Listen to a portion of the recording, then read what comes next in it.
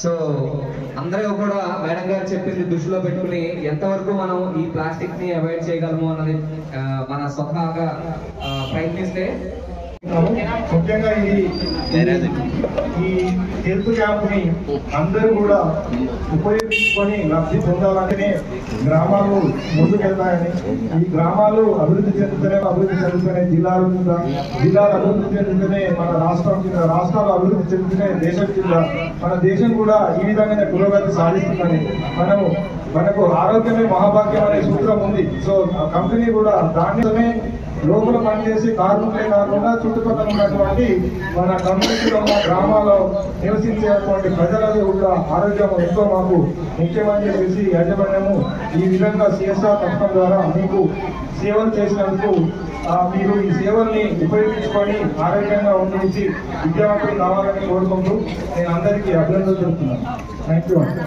పరిశ్రమ ద్వారా mega health camp ఏర్పాటు చేసినందుకు ప్రత్యేకంగా పరిశ్రమ వారికి ప్రత్యేకంగా ధన్యవాదాలు.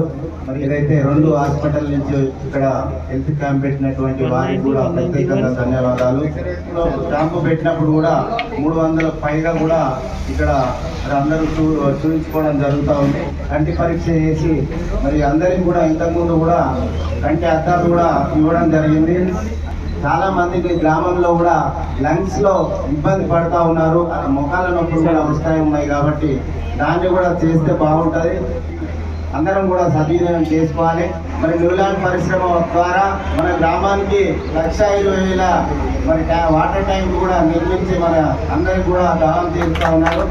ముందు కూడా మరి స్ట్రీట్ లైట్లు కానీ అవి కూడా వేయడం జరిగింది. ప్రతి గవర్నమెంట్ స్కూల్లో ప్రతి విద్యార్థికి కూడా ప్రతి సంవత్సరం కూడా మరి షూ ఇచ్చినట్టయితే 1వ తరగతి నుంచి 10వ తరగతి వరకు కూడా ఇస్తే బాగుంటుందని కూడా ఈ సందర్భంగా తెలియజేస్తూ, పెద్ద ఎత్తున కూడా మరి సిఎస్ఆర్ నిధులు కూడా మరి వేరే గ్రామాల్లో చేస్తున్నారని మరి ఈ గ్రామంలో దృష్టిలో పెట్టుకొని మరి పెద్ద ఎత్తున కూడా సిఎస్ఆర్ నిధులు ఇక్కడ ఖర్చు చేయవలసిన బాధ్యత మీకు ఉంది. కాబట్టి మరి 2 years ముందు కూడా వాటర్ ట్యాంకు కట్టించడం జరిగింది. అందులో 1,50,000 లీటర్ల ట్యాంకు నిర్మాణం చేస్తే బాగుంటుందని కూడా ఈ సభ ద్వారా మా గ్రామం తరఫున కోరుకుంటా ఉన్నాం.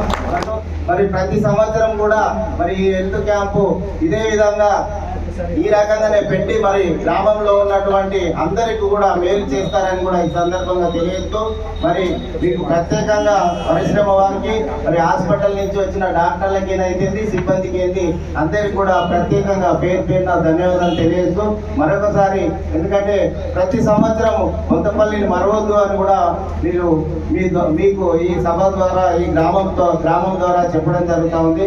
ఎప్పుడు కూడా ఈ సిఎస్ఆర్ నిధులు కానీ హెల్త్ క్యాంప్ కానీ ఇంకా రకరకాల జబ్బులను కూడా మరి ఇవన్నీ కూడా చూస్తారని కూడా ఈ సందర్భంగా తెలియజేస్తూ ముగిస్తున్నాం. ఆరోగ్యమే మహాప్రసాదం. ఆరోగ్యవంతుడే అదృష్టవంతుడు, ఆరోగ్యవంతుడే కోటేశ్వరుడు. ఆరోగ్యంగా ఉన్నామంటే ఏ పనైనా చేయగలరు. నేను ఇంతకుముందు 2 హాస్పిటల్లో వచ్చారు. శ్రీకళ హాస్పిటల్ నేను దగ్గర పోతూ ఉంటాను. అలా చక్కని దవాఖాన అది. రేట్లు కూడా చాలా చక్కగా ఉంటాయి. ఎందుకంటే మధ్య తరగతులు కూడా ఫోన్ చేసే అవకాశం ఉంది. మళ్ళీ పెద్ద దవాఖాన అలా ఉంటే ఏం కాదు.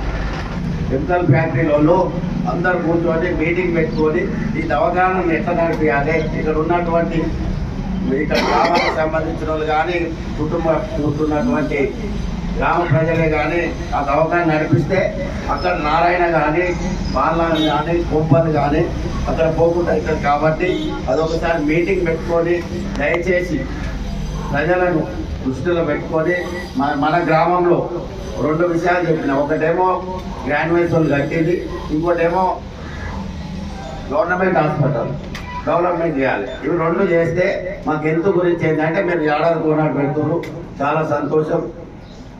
ఇందులో రోజువారీ కూడా ఉంటుంది కాబట్టి అవి కూడా మాకు చాలా ఇబ్బంది అనేది తగ్గుతుంది. కాబట్టి దయచేసి అది కూడా దృష్టిలో పెట్టుకోవాలి. ఇంతకుముందు ఇక్కడనే హెల్త్ క్యాంపులో ఎంపీపీ గారు కోరిరు ఒకటి అంబులెన్స్ కావాలని కూడా, మరి అది ఏర్పాటు చేసినా చేయలేదా తెలియదు.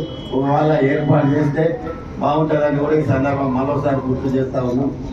మరి అదేవిధంగా గ్రామాభివృద్ధి కూడా ఏదైతే ఉందో ఇవన్నీ మేము చేస్తున్నామని అనుకుంటా ఎన్ని ట్యాంకులు కట్టినా వాటర్ సరిపోతలేవు. కాబట్టి ఇంతకుముందు చెప్పినట్టు స్వామి చెప్పినట్టు ఇక్కడ వాటర్కి ఇబ్బంది అవుతుంది. కాబట్టి తప్పకుండా అది కూడా చేస్తారని కూడా ఈ సందర్భంగా కోరుకుంటూ, లోకల్ సిఎస్ఆర్ నిధులున్నాయో లోకల్ విలేజ్కే రావాలి.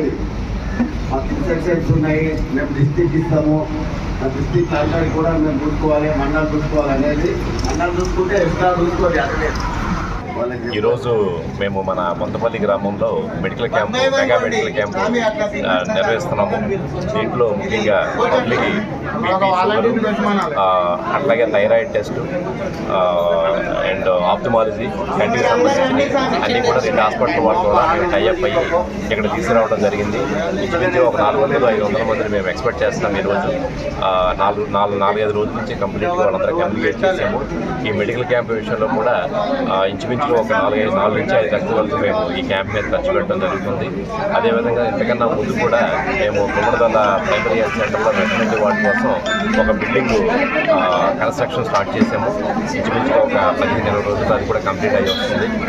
ముఖ్యంగా మా సిఎస్ఆర్ యాక్టివిటీస్ అన్నీ కూడా హెల్త్కి సంబంధించి, అట్లాగే పిల్లలకు సంబంధించి స్కూల్ ఎడ్యుకేషన్, 3వది ఉమెన్ ఎంపవర్మెంట్ మీద మేము చేస్తున్నాము. ఇదే విధంగా మేము చేసుకుంటూ ముందుకు వెళ్తామని చెప్పేసి ఈ సభాముఖంగా మేము తెలియపరుస్తున్నాము. ఈ అవకాశం ఇచ్చినందుకు అందరికీ థ్యాంక్ యూ.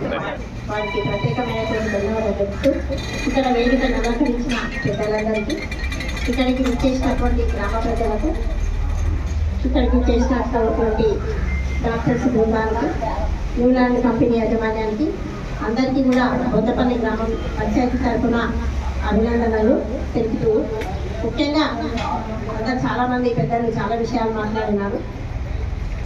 ఆరోగ్యమే మహాభాగ్యం, దానికి మించింది అంటూ ఏం లేదు. నేనైతే ఒక్కటే అనుకుంటా, నా హెల్త్, నా కుటుంబం హెల్త్ బాగుంటే మేము ఇంకా 10 మంది ఉన్నాం. మా మనవాళ్ళు, మనవరాళ్ళు, కొడుకులు, కోడలు, మా 10 మంది ఆరోగ్యం బాగుంటే మా బ్యాంకు ఖాతాలో 10 కోట్లు ఉన్నట్టని ఫస్ట్ కుటుంబంలో మంచిగా ఉండాలి, తర్వాత సమాజం. కాబట్టి అందరూ కూడా ఆ విధంగా భావించాలి. అంటే అది చెయ్యాలంటే ఏం చేయాలి? మనం అందరూ బాగుండాలి అంటాం, కానీ ఏం చేయాలి అంటే ఎవరికైనా మనిషి అన్న తర్వాత సహజంగా రోగాలు రాక తప్పవు, మనం మందు తినక తప్పదు, అవన్నీ ఉంటాయి. కానీ ఆరోగ్య విషయంలో చాలా చాలా జాగ్రత్తలు కూడా పాటించాలి. ముఖ్యంగా మనం తినే తిండి, మనం ఉండే ఎన్విరాన్మెంట్, ఇవన్నీ కూడా కొంచెం మన పరిసరాలు ఇవన్నీ కూడా మన ఆరోగ్యానికి అనుకూలంగా మనమే మలుచుకోవాలి, ఎవరో వచ్చి చెయ్యాలి. కాబట్టి ఈ విధంగా మనం చేసుకుంటూ పోతే మన ఆరోగ్యం బాగుంటుంది. ఫస్ట్ ఆరోగ్యం బాగుండాలి, తర్వాత విద్య ఉండాలి. ముఖ్యంగా నేను వచ్చినప్పటి నుంచి, నేను ఎంపీడీఓగా 10 ఏళ్ళు అయింది ఇక్కడికి వచ్చి. నేను వచ్చినప్పటి నుంచి ఇది 2వ క్యాంప్ అనుకుంటా, 2వ 3వ తరగతి పెట్టిండు.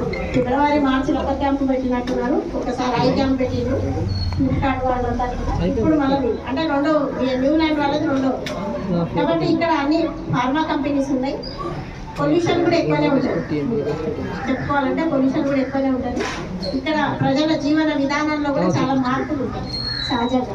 కాబట్టి దానికి తగ్గట్టు మనము ఆరోగ్యరీత్యా ఎలా ఉండాలి, చెట్లను కూడా నాటుకోవాలి. ఒకటి మనం ఏంటంటే చెట్లు కూడా ఉండాలి, మనకు ఆరోగ్యం మంచి ఆక్సిజన్ కావాలంటే చెట్లు కూడా ఉండాలి. కాబట్టి చెట్ల మీద కూడా ఎక్కువ ప్రాధాన్యత ఇవ్వండి, నీళ్ళ మీద కూడా ఎక్కువ ప్రాధాన్యత ఇవ్వండి.